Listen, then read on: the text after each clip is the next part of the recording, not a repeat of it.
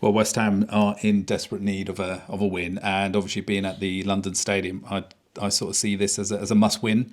Otherwise, I think Nuno might get the sack and possibly on his way back to his beloved Wolverhampton. But that's another debate.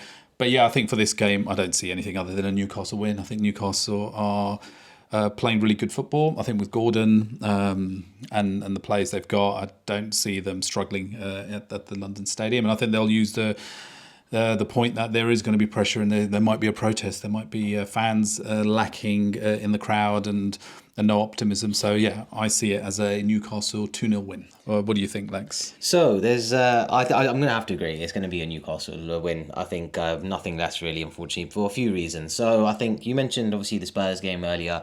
These new stadiums just haven't been working well. I think that's something to highlight. I think the fact that they're more focused on hospitality, they're more focused on concerts and stuff like this, right?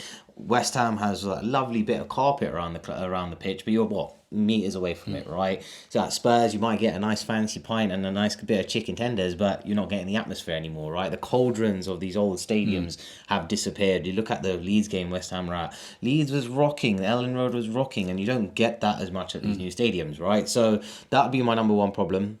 The fact there's too much noise still at the club. There's so many people thinking about all the other stuff.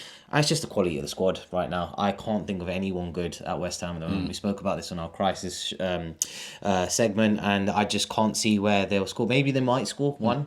It might be 2-1, but Baltimore looks good. Bruno Guimaraes scoring late on the weekend as well. I think Newcastle are in a good run of form at the moment. So I'm not going to go for a 2-0. I think they might concede one because they're not being the greatest away from home, Newcastle. But I'm still going to agree with you. I think I'm going to go for a 2-1 win to Newcastle.